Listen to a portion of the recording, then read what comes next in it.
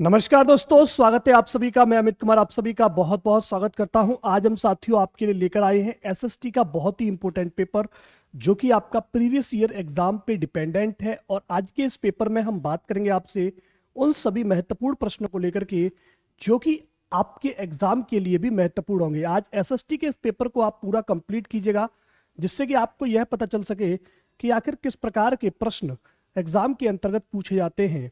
ठीक है, तो फटाफट से पहला प्रश्न आपके सामने स्क्रीन पर आ चुका है। बिना किसी समस्या के साथ लगाइएगा उत्तर कि आखिर इसका सही जवाब क्या होगा। पूछा है आपसे कि बताइए आइसोहेलाइन निम्नलिखित में से किसको दिखाती है।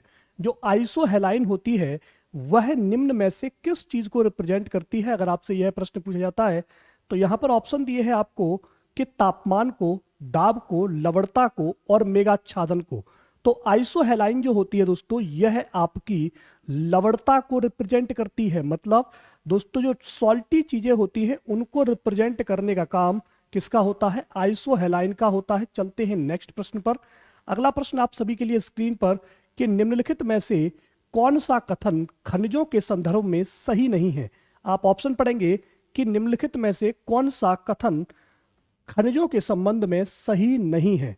तो आपके सामने ऑप्शन दिया है कि ये प्राकृतिक रूप से प्राप्त होने वाले पदार्थ हैं, इनका एक निश्चित रासायनिक संगठन होता है, ये विभिन्न प्रकार के भूवैज्ञानिक परिवेश में निर्मित होते हैं और सभी खनिज अधात्विक होते हैं। देखो यहाँ पे जो है ना, अब आप समझो भाई, सभी खनिज अधात्विक कहाँ होते हैं? भाई कुछ खनिज जो है वो धात्विक भी होते हैं, इसलिए आपका यहाँ पर डी ऑप्शन सही होगा। जैसे आपने देखा होगा मैग्नीशियम, तो मैग्नीशियम जो है और एक मैग्नीज, ये हमें खनिज के रूप में ही मिलते हैं, तो ये धात्विक हो जाते हैं।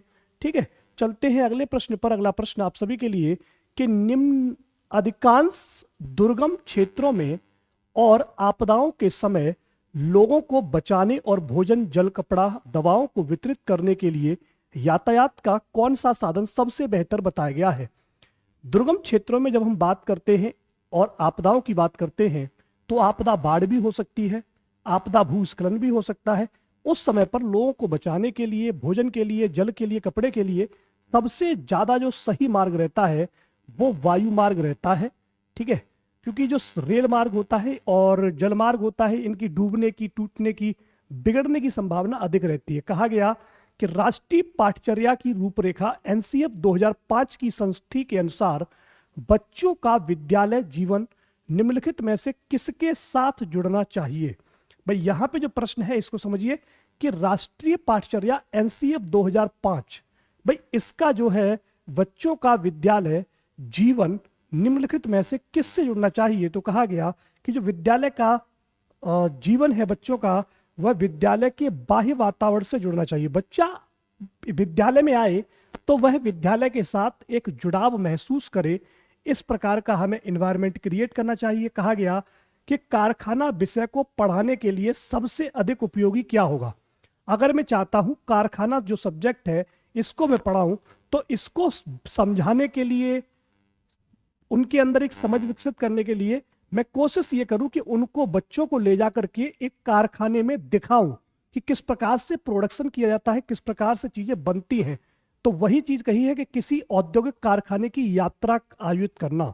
मतलब आप उन्हें दोस्तों क्या करें, एक ट्रिप पर लेकर जाएं, एक वर्कशॉप कराएं उन्हें किसकी, कारखाने की, और वहां से संबंधित प्रश्न उनसे बच्चों से कहें और कहें कि ऐसे प्रश्न आप समझिए और सीखने का प्रयास कीजिए। चलते हैं अगले प्रश्न पर।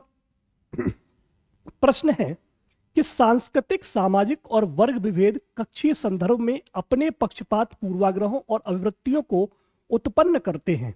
भाई जो टीचर होते हैं वो भी उत्पन्न करते हैं। ठीक है, तो ऐसे पक्षपात जब होने लगते हैं तो अतः शिक्षण का उपागम किस प्रकार से होना चाहिए? भाई शिक्षण का जो उपागम है वह चर्चा उन्मुखी होना चाहिए। मतलब हम डिस्कस करें बच्चों के साथ चीजों को, जब हम डिस्कस करेंगे तो वहां से कुछ नया कंटेंट निकलेगा, नया सॉल्यूशन निकलेगा, और इस प्रकार से हम सांस्कृतिक, सामाजिक और वर्ग विभेद में कक्षीय जो संदर्भ होता है उसमें आप पक्षपात, पूर्वाग्रह, इन सभी से बचे रहेंगे। चलते हैं अगले प्रश्न पर। कहा गया कि प्रारंभिक स्तर पर इतिहास शिक्षण का सबसे महत्वपूर्ण और प्रभावी तरीका है, कौन सा है? तो कहा प्रश्न उत्तर विधि है, कहानी कथन विधि है, व्याख्यान विधि है और चर्चा विधि है। जब प्रारंभिक स्तर पर इतिहास शिक्षण की बात की जा रही है तो प्रारंभिक स्तर पर हम बच्चों को कहानी से जोड़ने का प्रयास करें। जब बच्चा कहानी के साथ जुड़ जाएगा, कहानी समझने लगेगा, तो फिर वो इतिहास में रुचि लेगा और रुचि के साथ साथ साथियों वो अपने आप भी पढ़ने का प्रयास करेगा। अगला है, आप कक्षा 8 में विद्यार्थियों को विविधता में एकता पढ़ा रहे हैं। आप विद्यार्थियों को प्रभावी तरीके से अवधारणा समझाने के लिए निम्नलिखित में से किस गतिविधि का प्रयोग करेंगे? ऑप्शन दिया है, पाठ को अच्छी तरह से पढ़ा देने के बाद परीक्षा लेंगे, हमारे देश के नृत्य के विभिन्न प्रकार पर फीचर प्रस्तुत करना और उनमें निहित समानताओं और अंतरों का मूल्यांकन करेंगे। कहा गया कि भारत के 4 राज्यों के बीच नदी विवादों पर निबंध लिखेंगे और विद्यालय के समीप जल विद्युत परियोजना पर मॉडल बनाएंगे। भाई, आप बच्चों को विविधता में एकता पढ़ा रहे हैं, मतलब सब जगह पर अलग अलग चीजें हैं, अलग प्रकार के नृत्य हैं, अलग प्रकार का भोजन है, अलग प्रकार की सारी चीजें हैं, लेकिन सभी एक दूसरे को कनेक्टेड करती हैं। इस प्रकार से हम क्या करेंगे, हमारे देश में जो भी नृत्य होते हैं उन नृत्यों को सम्मिलित करते हुए उनमें जो समानताएं हैं और जो असमानताएं हैं उन सबको हम बच्चों को खोजने को कहेंगे, तो बच्चा आसानी से चीजों को खोज करके आगे बढ़ेगा। चलते हैं अगले प्रश्न पर। कहा गया कि निम्न में से कौन सा मानचित्र कौशल प्रकार नहीं है? भाई, मानचित्र कौशल का प्रकार नहीं है। देखिए भाई, सिंपल सी बात समझिए कि अगर आपको जनसंख्या का ज्ञान है तो वो हमारा किसी भी प्रकार का मानचित्र कौशल नहीं है। भाई, मानचित्र के लिए हम मानचित्र पर क्या दिखाते हैं? भाई, डायरेक्शन मेंशन करते हैं, अक्षांश और देशांतर को दिखाने का प्रयास करते हैं, जो दूरी है उन 2 पॉइंटों के बीच में उसको दर्शाने का प्रयास करते हैं, लेकिन जनसंख्या डिनोटेशन मानचित्र में नहीं आता। ठीक है, आपका सी ऑप्शन सही होगा। चलते हैं अगले प्रश्न पर। निम्नलिखित में से कौन सामाजिक विज्ञान के शिक्षण का लक्ष्य नहीं है? वैज्ञानिक दृष्टि का विकास, सामाजिक कौशल का विकास, धार्मिक मूल्यों का विकास और मानव मूल्यों का विकास। तो आपके सामने है भाई, निम्नलिखित में से सामाजिक विज्ञान के शिक्षण का लक्ष्य नहीं है, वह आपका होता है धार्मिक मूल्यों का विकास। धार्मिक मूल्यों का जो विकास होता है यह सामाजिक विज्ञान का शिक्षण नहीं है। ठीक है, सामाजिक विज्ञान के शिक्षण का लक्षण नहीं है। अगला प्रश्न आपके लिए कि शिक्षण की समस्या समाधान विधि के संबंध में निम्नलिखित में से कौन सा कथन सत्य है? शिक्षण की अगर समस्या समाधान के संबंध में, भाई ठीक है, यह शिक्षक केंद्रित होती है, शिक्षार्थी केंद्रित होती है, परंपरागत विधि है और उपरोक्त में से कोई नहीं। सिंपल सी बात समझिए, जब शिक्षण की मैं समाधान समस्या विधि का प्रयोग कर रहा हूं तो उसमें साथियों यह कैसी होगी? शिक्षण केंद्रित होगी। कैसी होगी? सॉरी, शिक्षार्थी केंद्रित होगी। भाई, अगर मैं चाहता हूं कि भाई समस्या समाधान हो तो बच्चों की ही तो समस्याएं होंगी, तो यहां पर बच्चों को हम सेंटर्ड मान करके दोस्तों क्या करेंगे? समस्या का सॉल्यूशन निकालने का प्रयास करेंगे। अगला प्रश्न है कि ललित विस्तार नामक ग्रंथ बौद्ध धर्म की किस शाखा से संबंधित है? ललित विस्तार ग्रंथ की बात करें तो ललित विस्तार ग्रंथ महायान, दोस्तों किस ग्रंथ से, किस शाखा से संबंधित है? महायान शाखा से संबंधित है। इसका सही जवाब ए ऑप्शन होगा। अगला है, सुत्त पिटक के निम्नांकित किस निकाय में जातक कथाएं मिलती हैं? आपसे क्या पूछा है? सुत्त पिटक। तो जो सुत्त पिटक होता है उसके किस निकाय में? तो निकाय का नाम होता है खुद्दक निकाय। खुद्दक निकाय में सुत्त पिटक नामक जो जातक कथाएं होती हैं वे देखने को मिलती हैं। आपका सही जवाब यहां पर क्या सही होता है? भाई, खुद्दक निकाय होगा, डी ऑप्शन सही हो जाएगा। चलते हैं अगले प्रश्न पर। कहा गया कि किस उपनिषद में नचिकेता की कथा पाई जाती है? भाई, ऐसा कौन सा उपनिषद है जिसमें नचिकेता की कथा पाई जाती है? तो नचिकेता की जो कथा पाई जाती है वह साथियों कठ उपनिषद में मिलती है। किसमें? कठोपनिषद में। किसमें? कठोपनिषद आपको ऑप्शन मिलता होगा, कठोपनिषद। यहां पर कठ उपनिषद लिखा हुआ है। चलते हैं अगले प्रश्न पर। निम्नलिखित किस राजा, निम्नांकित किस राजा द्वारा विक्रमशिला विश्वविद्यालय की स्थापना की गई? तो आपको बताना है इनमें से कौन सा राजा है जिसने विश्वशिला विश्वविद्यालय की स्थापना की। कौन सी? विश्वशिला विश्वविद्यालय की स्थापना किस राजा के द्वारा की गई? तो वो राजा का नाम है धर्मपाल। धर्मपाल ने साथियों इसकी स्थापना की थी। चलते हैं अगले प्रश्न पर। अगला प्रश्न आप सभी के लिए।